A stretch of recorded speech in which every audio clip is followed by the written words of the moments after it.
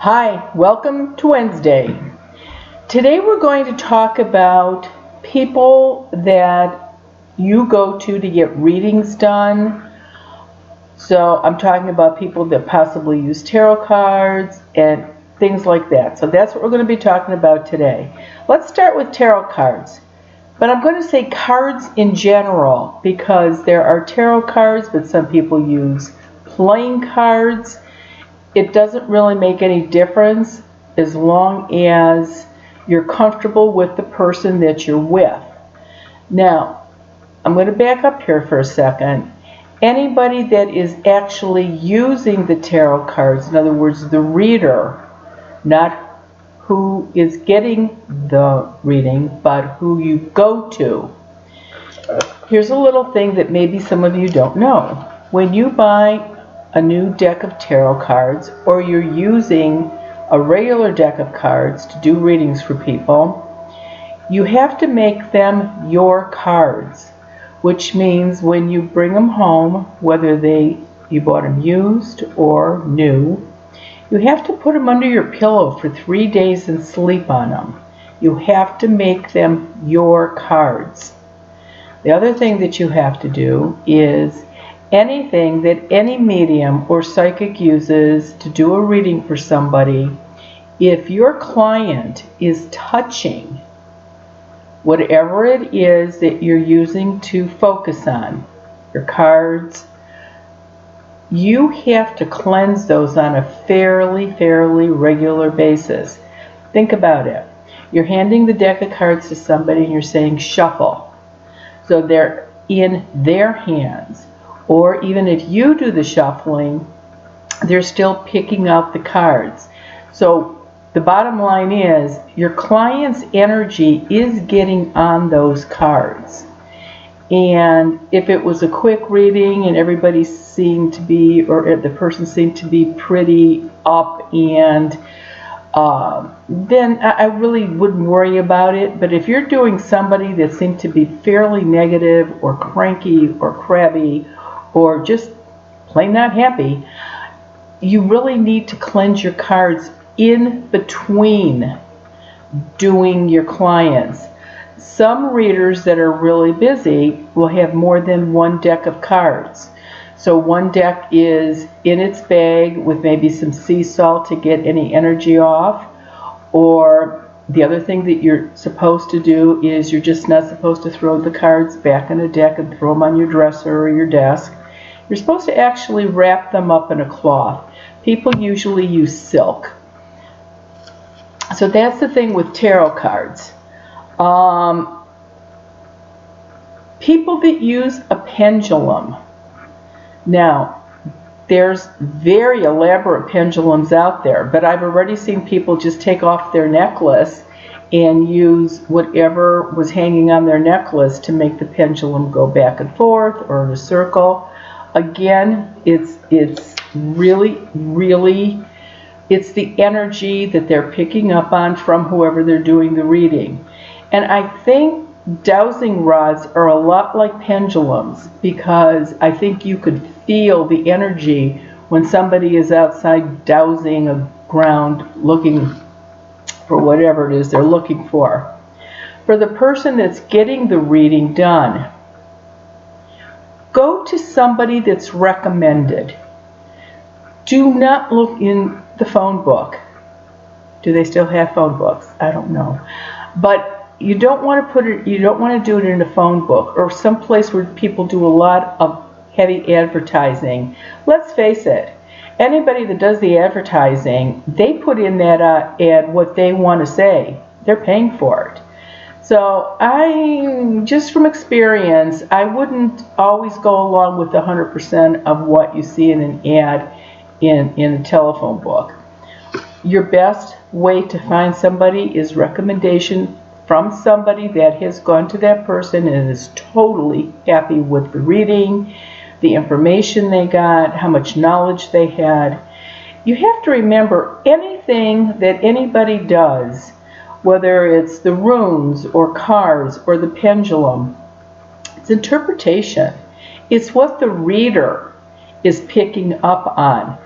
I really believe that most readers don't have to actually use anything. It's just, it's their gift of what they can do. But it helps focus them, I think. Plus, it gives your client something to look at or to focus on also. So just keep in mind, it's interpretation. And no reader ever is going to tell you something that's horribly bad. I don't care if it's an astrologer, a numerologist, a tarot card reader. Nobody's going to tell you in 3 years you're going to be dead. Nobody's going to say, I see your mother dying tomorrow. They don't know that. And they can't tell you that. Now, somebody that does numerology or astrology or tarot cards, they may see like a bad car accident coming. They may even actually picture death, but they're not going to say that. What they should say, in 2 weeks, be really careful when you're driving because, where everything is lined up, you could have a fender bender. Don't scare people, and don't let readers scare you. That would be a reader that I would never, never go back to. Now, there's another thing called psychometry, and that's when somebody can touch something that belongs and they can get energy off of that. Personally, I'm not too bad with pictures. If I look at a picture with a group of people, I can usually tell if somebody has a ghost attached to them or some negative energy on them. But people that work for law enforcement agencies, they're really, really good. That's their niche. That's what they're good at. If a child is missing, they can hold the child's teddy bear or their jacket. They could actually zero in on where the person is. And so that's a really good thing. There's crystal balls. And again, crystal balls is interpretation. There's people that read smoke. They can tell things which way the smoke goes in the air. And they have a way of giving you a reading on that. And maybe that's why smudge sticks work so well. Because you use the smoke to go around every perimeter in the room. I've been in St. Lucia where they actually used teeth, human teeth, to shake and throw on the ground and get information. On the reservation in Taos, they actually use bear ribs and claws to do theirs. And then there's runes, which are little shaped tiles that have symbols on them. And depending on which ones you pick, there's a book that you can get that goes with it that say, if you pick this one, it means this. If you pick that one, it means this. So you don't always necessarily, you can teach some of this stuff to yourself. There's people that read shells. There's people that read dominoes. People that read stones. And then tea leaves. I think tea leaves is almost a fading thing. I don't know a whole lot of people that read tea leaves anymore. The people that really know how to do it, you can get a lot of information from people that do tea leaves. 3 things that I would avoid. I would avoid it as a reader, and people that do automatic writing. You are asking somebody to come through you and move your hand and do automatic writing. I think that's very dangerous. And you really have to know how to protect yourself if you're going to do something like that. You can even do that. Ruth Montgomery, who wrote many, many, many books when she was alive, she got all her information about aliens when she would type on her typewriter. Her fingers just did whatever they were supposed to do, and that's how she got her information. But again, that person that was giving her the information was actually in her.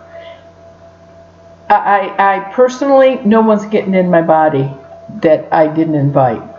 And apparently, people can do this now, typing on computers also. People that do seances. The person that's the guide or doing the seance, they give their body over too to let somebody come in to do the talking. Personally, again, I think that's really, really dangerous if you seriously don't know what you're doing. This is not something that you mess around with. This is really, really, it could be dangerous. There was a very well-known psychic that lived here in Ohio, and she did seances all the time. And she ended up with a spirit in her body that she couldn't get out. And a couple of her friends had to take her to somebody else that almost had to perform an exorcism on her to get rid of the entity that had gotten inside of her. And of course, my big pet peeve is Ouija boards. We are not talking about Ouija boards today. That would be a whole Wednesday just on Ouija boards. My nemesis. I really do not like Ouija boards. So if you have some really good results that you've had on Ouija boards, write and let me know. If you have messed with the Ouija board and you still have a lot of problems in the house, write and let me know. We'll talk about Ouija boards in a couple of weeks. Next week, we will just be talking about letters, reading letters that have come in. There's quite a few. Please keep them coming. I love it. And also, again, if you're in the area, I will be at Carrie Sereno's this coming Sunday, the 27th. And it's a good time if you're in this part of Ohio. And if not, maybe you can catch me someplace else. But seriously, have a great week, and we will do this again next Wednesday. Thank you.